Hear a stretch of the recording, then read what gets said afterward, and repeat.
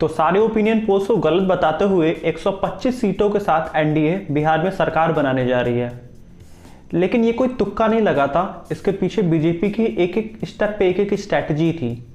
तो आइए जानते हैं बीजेपी की एक एक स्ट्रैटेजीज, उसने पूरे इलेक्शन के कैंपेन के टाइम में कौन कौन सी स्ट्रैटेजीज को यूज़ किया जिससे भाजपा फिर से एक बार सरकार बना ली। हेलो दोस्तों, मेरा नाम है दीपक, आप देख रहे हैं डिजिटल ऑड। तो इलेक्शन का रिजल्ट आ चुका है जिसमें एनडीए को 125 सीटें मिली हैं, वहीं महागठबंधन को 110 सीटें मिली हैं और अन्य के खाते में करीब 7 सीट आई हैं। तो अगर हमें यह समझना है कि एनडीए कैसे जीती, तो ये हमें पहले से मालूम है कि एनडीए की जीत में भाजपा का बहुत बड़ा योगदान है। मतलब जो पूरी स्ट्रैटेजीज हैं वो सब भाजपा की ही है मोस्टली। तो भाजपा यहाँ पहले ही समझ चुकी थी कि 15 साल की जेडीयू और भाजपा की गवर्नमेंट में एक एंटी इनकम्बेंसी है। मतलब लोग 15 साल में थोड़ा सा नाखुश हैं और एक गुस्सा है लोगों के अंदर अभी, क्योंकि अभी कोरोना का टाइम बीता था और कोरोना के दर्द से लोग निकल भी नहीं पाए थे और इलेक्शन आ गया। तो भाजपा ने ये चीज़ें पहले ही पढ़ लिया था लोगों का दिमाग। तो यहीं पे भाजपा ने अपनी पहली स्ट्रैटेजी लगाई। वो कहते हैं ना कि अगर आपका दुश्मन बहुत ही मजबूत हो सकता है तो आप उसे पहले से ही तोड़ दीजिए। तो यही भाजपा ने भी किया। भाजपा ने अगस्त में ही एचएएम को अपने साथ ज्वाइन कर लिया और साथ ही अक्टूबर में उन्होंने वीआईपी को अपने साथ जोड़ लिया। ये दोनों छोटी पार्टीज हैं, क्योंकि भाजपा को ये पहले से ही अंदाजा था कि अगर ये महागठबंधन के साथ चली जाती हैं तो कुछ सीटें तो इन्हें भी पाना है, और अगर आप इन दोनों की सीट्स जोड़ देंगे तो ये 8 सीट हो जाती हैं। दोनों को 4-4 सीटें मिली हैं। तो ये 8 सीट अगर आप सोचिए कि अगर ये महागठबंधन में चली जाती तो ये 50-50 का मामला हो जाता। तो भाजपा ने पहले ही भाप लिया था, तो इसलिए उन्होंने उससे पहले ही इन दोनों पार्टीज को अपने साथ जोड़ लिया। तो इलेक्शन के कैंपेन की शुरुआत से ही भाजपा ने ये देखा कि नीतीश कुमार की रैली में बहुत ही कम भीड़ आती है, और उन्होंने ये भी देखा कि एक सरकार के खिलाफ एंटी इनकम्बेंसी तो है ही, साथ ही एक नीतीश कुमार के खिलाफ लोगों में गुस्सा भी है, क्योंकि बहुत से लोग बिहार में बेरोजगार हैं। तो आदमी अपना गुस्सा सारा सीएम के खिलाफ ही रखता है। तो ये चीज़ भाजपा समझ चुकी थी, और साथ ही भाजपा को ये भी दिख रहा था कि अभी भी मोदी जी के लिए लोगों में बहुत प्यार है और मोदी जी की रैलीज में भीड़ भी बहुत ज़्यादा आ रही है। तो यहीं पे भाजपा ने अपनी पूरी स्ट्रैटेजी चेंज करी। उन्होंने नीतीश का फोटो हर जगह से हटाया और हर जगह उन्होंने मोदी जी के नाम पे चुनाव लड़ा। मतलब वो कहते हैं ना कि लोगों का परसेप्शन चेंज करो। लोगों को ये लगना चाहिए कि आपका हर वोट नीतीश को नहीं मोदी जी को जा रहा है, क्योंकि मोदी जी का फेस उनको हर इलेक्शन के कैंपेन में देखने लगा। तो यहाँ पे लोगों के माइंडसेट उन्होंने चेंज करने की कोशिश की कि मतलब आपका हर वोट नीतीश को नहीं, आपको मोदी जी के लिए। जैसे कि ये हर जगह का इलेक्शन लड़ते हैं मोदी जी के नाम पे, तो यहाँ पे भी इन्होंने पूरा इलेक्शन मोदी जी के नाम पे लड़ने चाहा। और उसके साथ ही बीजेपी की तीसरी स्ट्रैटेजी, वो कहते हैं ना कि अगर आपको सामने वाले की ताकत से ज्यादा अपनी कमजोरी भी पता हो तो आपकी जीत थोड़ी और निश्चित हो जाती है। तो इसी तरह भाजपा ने यह भी देखा कि एक यंगस्टर्स का बहुत बड़ा एक वोट शेयर है बिहार में, और साथ ही उन्होंने ये भी देखा कि तेजस्वी यादव जो कि आरजेडी से थे वो भी यंग है और एक वोट पूरा वो मोबिलाइज हो सकता है सारे यंगस्टर्स का वोट उनके तरफ। तो भाजपा यहाँ पे अपने कैंपेन की शुरुआत से ही लोगों को एड्रेस करती रही कि ये एक जंगल राज की सरकार थी, जंगल राज की सरकार थी 15 साल पहले। तो उन्होंने लोगों को बार बार ये याद दिलाते रहे कि अगर वो आप फिर से इनको वोट देंगे अगर आरजेडी को और महागठबंधन को, तो फिर से वो जंगल राज पुराना आ जाएगा। और यहाँ पे उन्होंने ये देखा कि हमें पूरा यंगस्टर्स का वोट तो हमारे तरफ नहीं आएगा, क्योंकि भाजपा के पास एक युवा चेहरे की कमी थी बिहार में। तो उन्हें लगा कि यंगस्टर्स का कुछ परसेंट तो हमारे से खिलाफ जाने ही वाला है। तो इसलिए उन्होंने महिलाओं और बुजुर्गों की तरफ उन्होंने ज़्यादा ध्यान दिया। उन्होंने लोगों को याद दिलाया कि 15 साल पहले कैसे औरतें अपने घरों से बाहर शाम के बाद नहीं निकल पाती थी, क्योंकि इतना ज़्यादा गुंडा राज था और जंगल राज था। तो इस तरह से इन्होंने लोगों को एड्रेस किया, तो लोग भी सोचे कि हाँ यार ऐसा कुछ था, रहा हो या नहीं रहा हो, लेकिन एक दिमाग में परसेप्शन ये बनाया गया। क्योंकि अगर आपने ग्राउंड रिपोर्टिंग देखी होगी तो लोग ये भी कह रहे थे कि कुछ हो जाए लेकिन हम लालटेन का वोट ना दें। तो यहाँ पे लोगों के एक दिमाग में ये चीज़ बैठ चुका था कि फिर से जंगल राज वापस आ जाएगा। और यहाँ पे तेजस्वी यादव ने पूरी कोशिश करी कि हम यहाँ पे लालू यादव का मैं चेहरा ना यूज़ करूँ, नाम ना यूज़ करूँ, जिससे वो जंगल राज वाला वो जो टैग है वो मेरे नाम से हट जाए। लेकिन बार बार भाजपा उनके चेहरे के आगे वो लेके आती रही और इस पर भाजपा बहुत हद तक कामयाब भी दिखी। तो इस तरह से भाजपा ने पूरी तरह से विश्वास नहीं जगने दिया तेजस्वी के लिए, और जो उन्हें लगता था कि एक बड़ा लीडर खड़ा हो सकता है वो उन्होंने दबाने की कोशिश करी।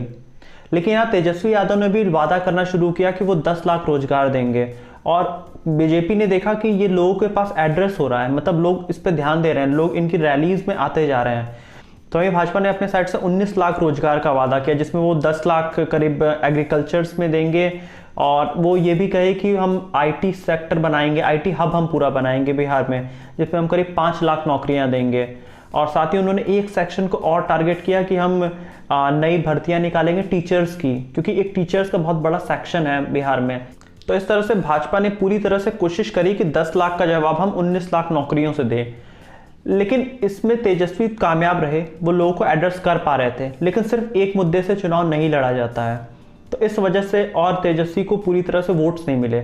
और जो भाजपा ने एक और पूरी तरह से कोशिश की कि लोगों का ट्रस्ट पूरी तरह ना जाग पाए कि ये यंग है और पता नहीं ये किस तरह की आगे सरकार चलाएंगे, इस पे लोगों को विश्वास नहीं हुआ, तो इसलिए पूरा वोट उनके तरफ न पड़ के भाजपा की तरफ गया और भाजपा मेजोरिटी के साथ आई। यहाँ लोगों को एड्रेस हो रहा था कि ये 10 लाख नौकरी देंगे, लेकिन लोगों को यहाँ पे भरोसा नहीं जगा पाए तेजस्वी यादव, और वो भरोसा भाजपा जगाने में कामयाब रही, क्योंकि भाजपा का एक पूरा ग्राउंड लेवल तक एक संगठन है और वो इस बात को पूरी तरह से फैला पाई कि ये तो सिर्फ वादे कर रहे हैं। और यहाँ पे तेजस्वी यादव कुछ हद तक कामयाब रहे।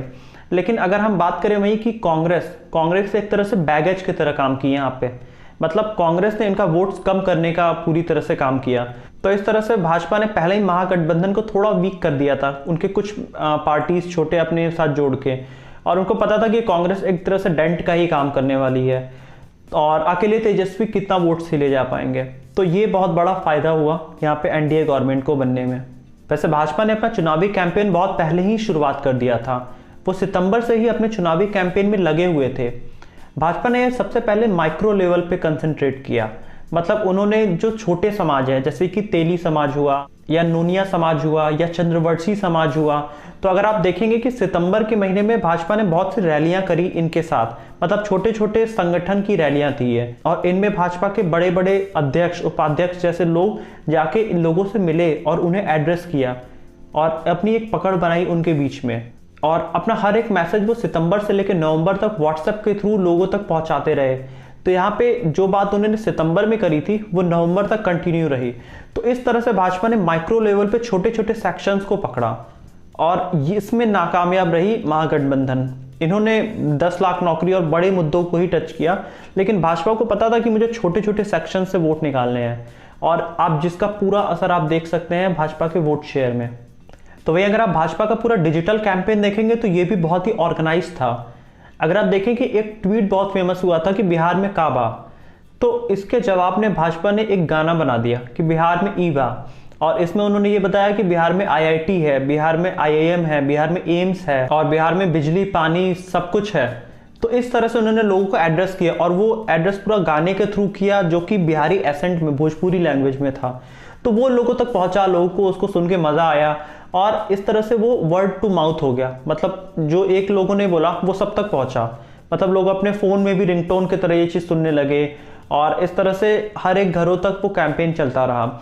और साथ ही भाजपा ने अलग अलग फेसबुक ग्रुप्स यूज किए, व्हाट्सएप ग्रुप यूज किए और अपने सारे कैंपेन्स को वो डिस्ट्रिक्ट वाइज वो एड कैंपेन चलाते रहे, मतलब छोटे छोटे रीजन्स के मुद्दे उठा के वो उस पर एड्स बना के या छोटे सॉन्ग्स बना के वो उस पर टीजमेंट करते रहे।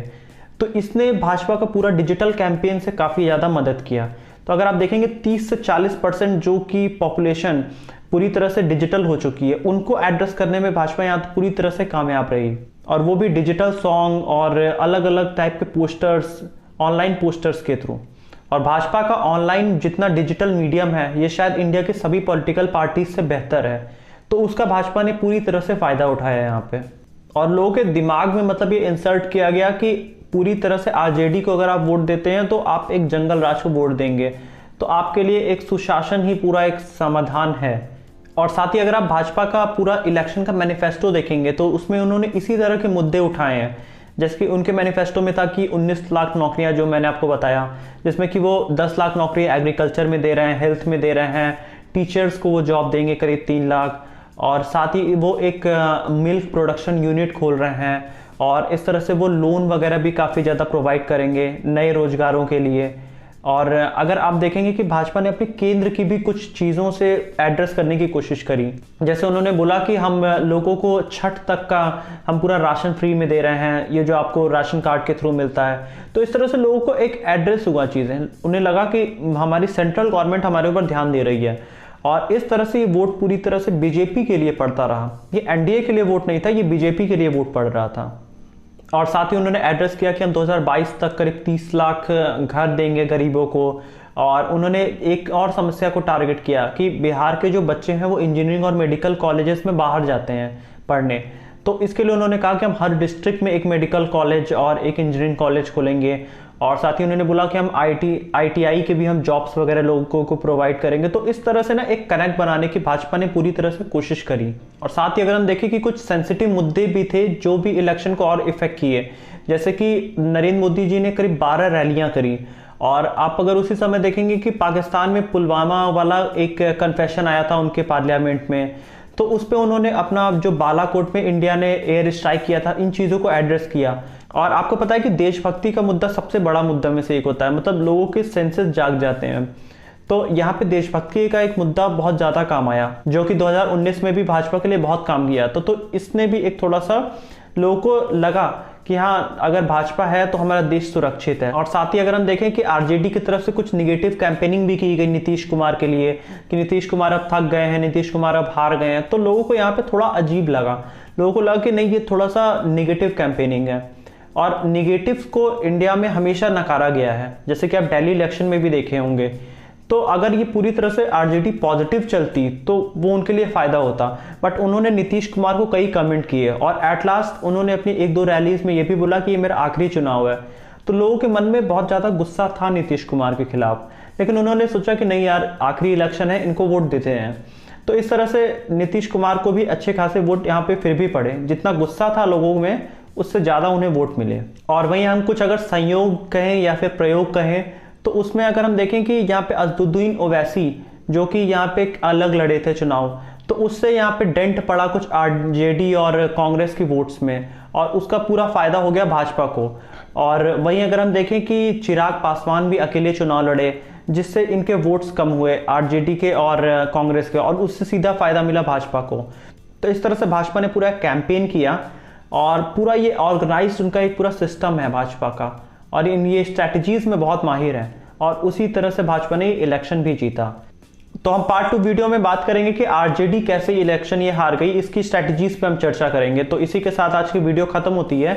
अगर आपको वीडियो अच्छी लगी है तो आप वीडियो को लाइक करिएगा और आप अपने हिसाब से रीजन बताइए कि आपको क्या रीजन लगता है कि भाजपा ये चुनाव किस तरह से जीती। वैसे मुझे ऐसा लगता है कि मैं एनडीए नहीं, मैं भाजपा बोल के सही कर रहा हूं, क्योंकि ये इलेक्शन भाजपा पे बहुत ज़्यादा डिपेंडेंट था, जैसा कि मैंने रीजंस भी बताए। तो आपको अगर वीडियो अच्छा लगा है तो आप चैनल को सब्सक्राइब कर दीजिएगा और आप बेल आइकन भी प्रेस कर दीजिएगा।